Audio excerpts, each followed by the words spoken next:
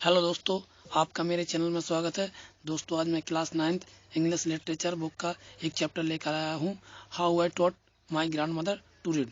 दोस्तों, इस चैप्टर को मैं ऑडियो के माध्यम से आपको पूरा हिंदी में समझाऊंगा। यदि ये समझाया हुआ आपको अच्छा लगे तो दोस्तों लाइक करके जरूर जाना और अपने दोस्तों को जरूर शेयर करना। तो चलते हैं कहानी की तरफ। लेखिका 12 वर्ष की थी और अपने दादा दादी के साथ उत्तर कर्नाटक में रहती थी।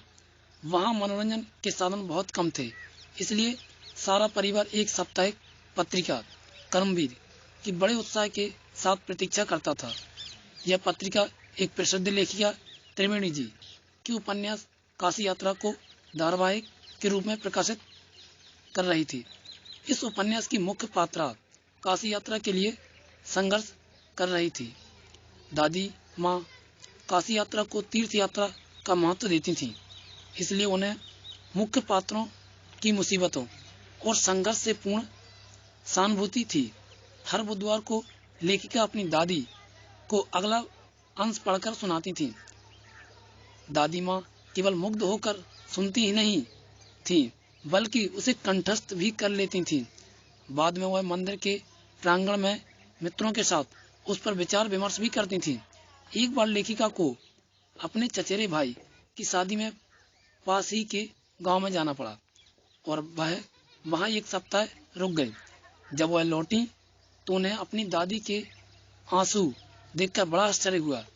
दादी ने उन्हें रात्रि में बताया कि कैसे अपनी युवावस्था में बच्चों को पालने पोषने और देखभाल के कारण उनको किसी प्रकार की शिक्षा प्राप्त करने का अवसर नहीं मिला।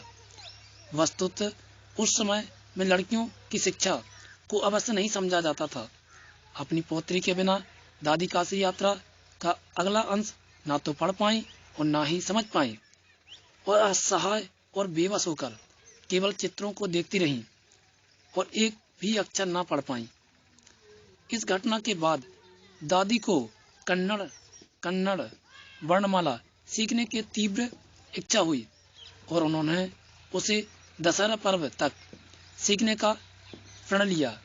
उनकी पौत्री की विनती, उनका अपनी दादी की उम्र का उपहास कुछ भी उन्हें अपने निर्णय से डिगा ना सका।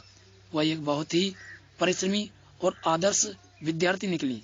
थोड़े ही समय में वह कन्नड़ पढ़ने, दोहराने और लिखने लगी।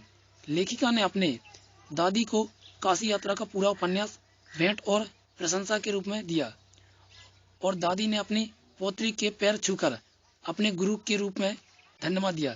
दोस्तों, ये थी हमारी स्टोरी।